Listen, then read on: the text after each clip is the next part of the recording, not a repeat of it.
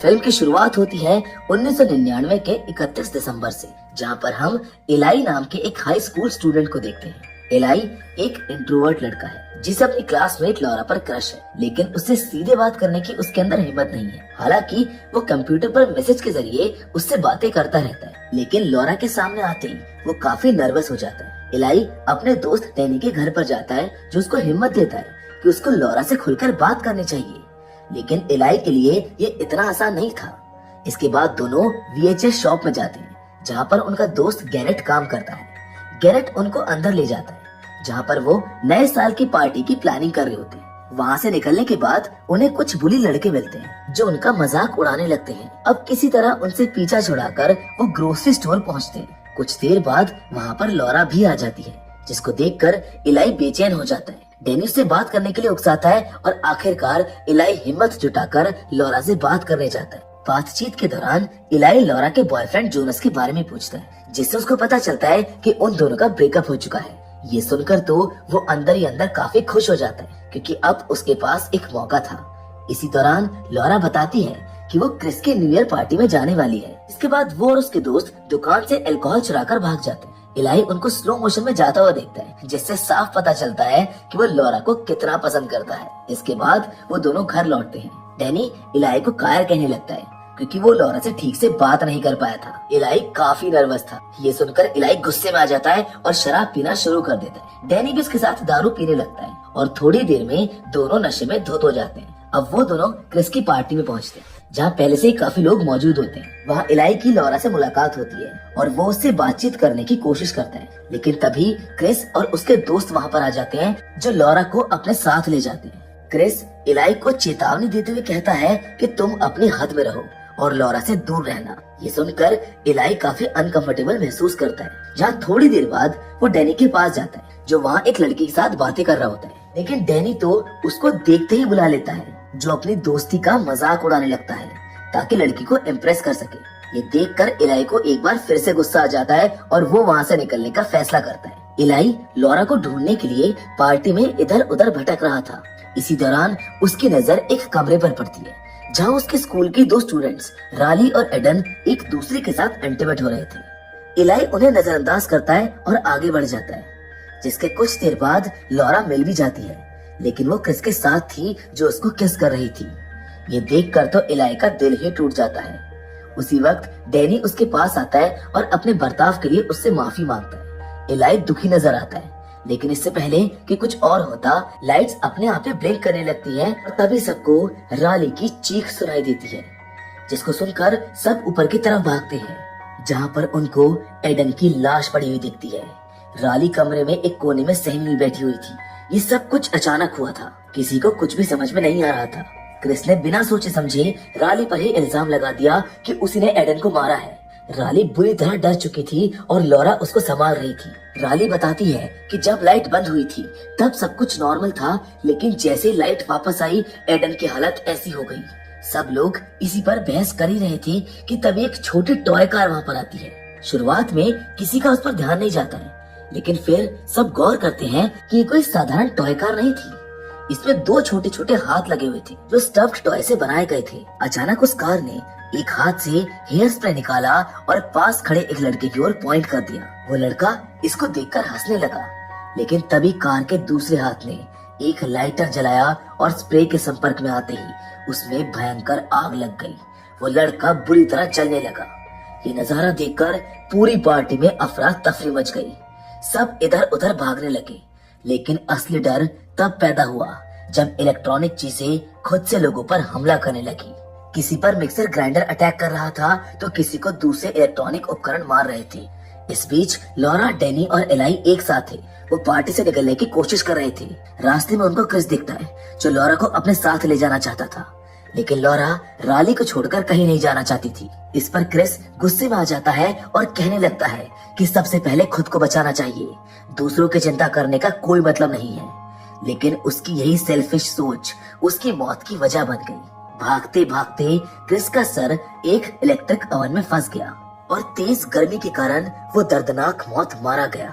Laura, Danny और इलाई अब राली को ढूंढने लगते हैं, लेकिन तभी राली उनके पास आती है और उसी वक्त एक मॉडिफाइड टॉय कार उनके ऊपर हमला कर देती है। कार में एक ड्रिल मशीन लगी होती है और वो राली को बेरहमी से मार डालती है, जिसके बाद वो कार उनकी तरफ बढ़ने लगती है, लेकिन डैनी उस कार को तोड़ देता है। अब गिने चुने 6 लोग ही बचे थे, डैनी, इलाई, लॉरा, फर्कस जो कि वही बुली लड़का था और 2 और स्टूडेंट्स ऐश और सीजे। सब लोग हाफते हुए सोच रहे थे कि आखिर ये हो क्या रहा है। तभी उनमें से एक कहता है कि ये Y2K है।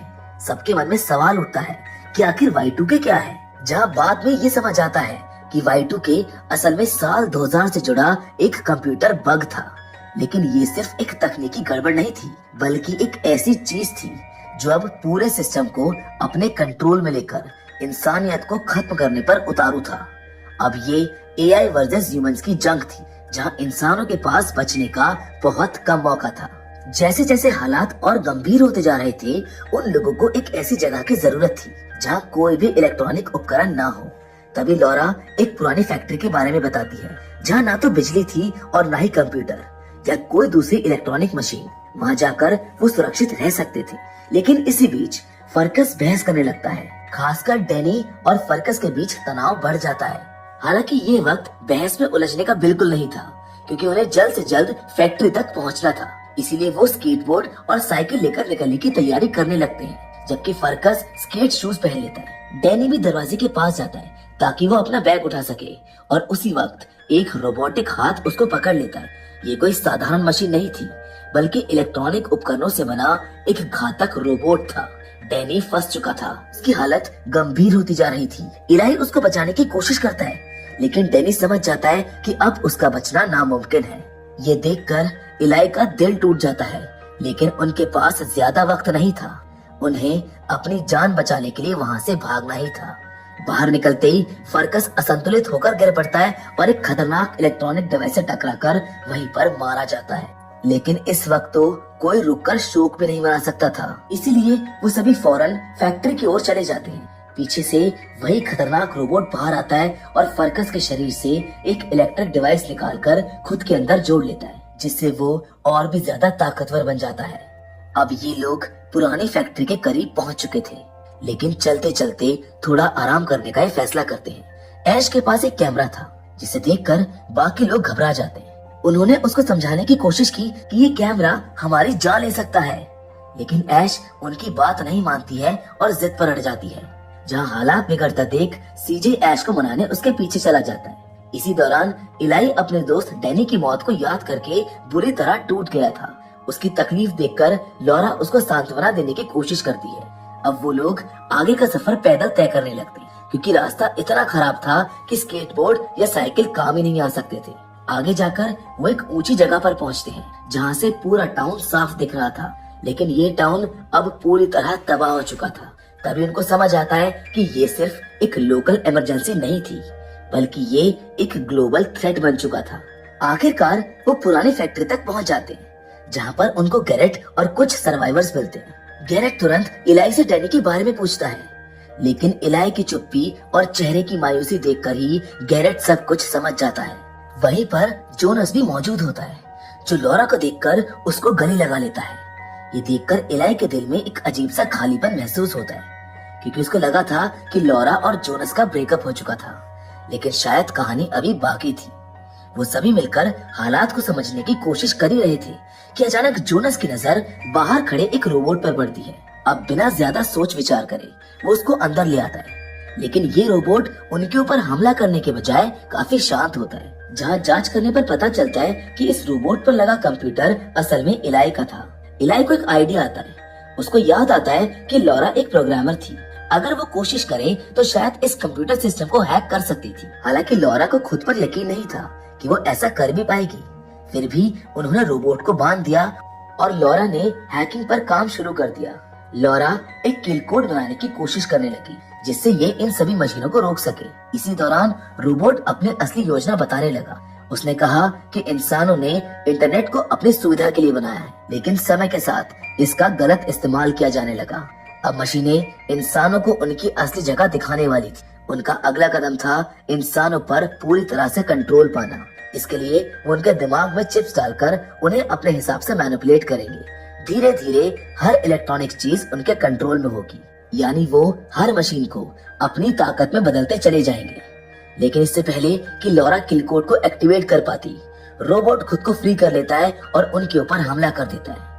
अब स्थिति बहुत खतरनाक हो जाती है। लॉरा उसकी पकड़ में थी और अब कोई रास्ता नहीं दिख रहा था। तभी इलाई पानी डालकर रोबोट के सिस्टम में शॉर्ट सर्किट कर देता है।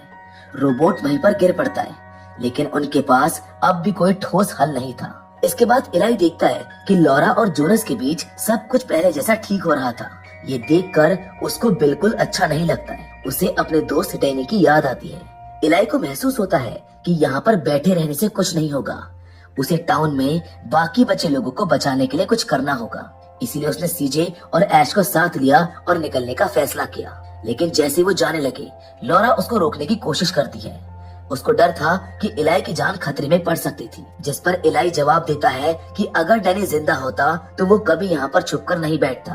वो कहता है कि वो अपने परिवार और बाकी लोगों को बचाने के लिए बाहर जा रहा है। लेकिन लॉरा भी उसके साथ चलने के लिए कहती है, पर इलाई उसको रोक देता है। इलाई गुस्से में कहता है कि तुम्हें हमारे फिक्र करने की जरूरत नहीं है, तुम यहीं पर रहो। तुम तो वैसे भी हम जैसे लूजर्स के साथ रहना पसंद नहीं करोगी। ये पहली बार था जब इलाई ने लॉरा से बिना हिचकिचाहट अपनी बात कही थी। लॉरा समझ गई कि इलाई गुस्से में है और भावनाओं के प्रभाव में बोल रहा है, इसलिए उसने फिलहाल उसको जाने दिया। अब लॉरा ने दोबारा किल कोड बनाने पर फोकस किया और इस बार वो सफल हो गई। इधर इलाई, ऐश और सीजे आगे बढ़ रहे थे, लेकिन तभी उनका रास्ता बंद हो जाता है। उनको लगता है कि वो लोग फंस चुके हैं और तभी पीछे से वही घातक रोबोट आ जाता है। इस बार वो और भी ज्यादा ताकतवर हो चुका था। वो रोबोट ऐश का कैमरा ले लेता है और हमला करने के लिए तैयार होता है। इसी बीच लॉरा वहाँ पर पहुँचती है। लॉरा को देखकर इलाई को सुकून मिलता है, लेकिन वो अकेली नहीं थी। गैरेट भी उसके साथ आया था और अब गैरेट और रोबोट के बीच सीधी लड़ाई शुरू हो गई थी। लॉरा इलाई के पास आती है, लेकिन तभी वो देखते हैं कि रोबोट ने गैरेट को बेरहमी से मार दिया था। ये देखकर सभी घबरा जाते हैं। तो पास ही में रखे एक पोर्टेबल टॉयलेट पे छिप जाते हैं, लेकिन रोबोट इलाई के बैग से उसको खींचने की कोशिश करता है, पर किसी तरह इलाई खुद को छुड़ाने में कामयाब हो जाता है और टॉयलेट के अंदर घुस जाता है। तभी वो टॉयलेट ढलान पर फिसलने लगता है, जो तेजी से नीचे चला जाता है, जिससे वो सभी किसी तरह बच जाते हैं। अब बाहर निकलकर वो अपने चेहरे धोते हैं, फिर टाउन की ओर बढ़ने लगते हैं। टाउन पहुंचने पर वो गैरेट के VHS स्टोर में जाते हैं, जहां पर उनकी मुलाकात फ्रेड डस्ट से होती है, जो एक मशहूर अमेरिकी रैपर था। उसे देखकर वो सब हैरान रह जाते हैं। फ्रेड उनको बताता है कि उसने भी अपने दोस्तों को खो दिया था और वो इन सब से बचने के लिए यहाँ पर छिपा हुआ है। इसी दौरान लॉरा उन्हें बताती है कि उसने एक किल कोड बनाया है, जिससे इन सभी रोबोट्स को रोका जा सकता है। वो बताती है कि पूरा रोबोटिक सिस्टम एक नेटवर्क के जरिए संचालित हो रहा है और अगर वो इस कोड को उस नेटवर्क में डाल दे तो सब कुछ खत्म हो सकता है। ये नेटवर्क हाई स्कूल से नियंत्रित हो रहा था, इसीलिए उन्हें वहां जाकर इस कोड को अपलोड करना था। वो फ्रेड को अपनी योजना में शामिल करने के लिए मनाते हैं और वो राजी हो जाता है, जिसके बाद वो सब मिलकर चुपके से हाई स्कूल पहुंचते हैं, जहां अंदर जाकर वो देखते हैं कि वहां पर एक बड़ा कंप्यूटर सिस्टम है, जिससे सभी रोबोट नियंत्रित हो रहे थे। लेकिन तभी एक छोटा रोबोट वहां पर आ जाता है, जो फ्रेड के ऊपर हमला कर देता है। सीजे बीच में आकर उसको बचा लेता है, लेकिन इस दौरान वो खुद भी काफी गंभीर रूप से घायल हो जाता है। फ्रेड ये देखकर बेहद दुखी होता है, क्योंकि सीजे उसकी वजह से घायल हुआ था, लेकिन चोट इतनी गहरी थी कि कुछ ही देर में सीजे दम तोड़ देता है। जिसके बाद ये लोग एक भयानक नजारा देखते हैं। लोगों के शरीर में चिप लगाई जा रही थी, जिससे वो पूरी तरह से एआई रोबोट्स के नियंत्रण में आ गए थे। तभी फ्रेड सबका ध्यान अपनी ओर खींचने की कोशिश करता है, ताकि लॉरा कंप्यूटर में किल कोड डाल सके। लॉरा जल्दी से उस कोड को अपलोड कर देती है और देखते ही देखते पूरा सिस्टम बंद हो जाता है। सभी कंप्यूटर बंद हो जाते हैं और रोबोट्स निष्क्रिय हो जाते हैं। जिसके बाद ये कहानी 5 साल आगे बढ़ जाती है। अब लॉरा और इलाई साथ में है। वो डैनी की कब्र पर उसको श्रद्धांजलि देने जाते हैं। उनके साथ बाकी बचे दोस्त भी होते हैं, जो अपने खोए हुए साथी को याद कर रहे होते हैं। हालांकि लड़ाई खत्म हो चुकी थी, लेकिन डैनी अब उनके साथ नहीं था। जब वो वहाँ से जाने लगते हैं तो ऐश का नया आईपॉड अचानक से ग्लिच करने लगता है। यही वो क्षण था जब उनको एहसास होता है कि एल्गोरिदम पूरी तरह नष्ट नहीं हुआ था, यानी खतरा अभी भी टला नहीं था।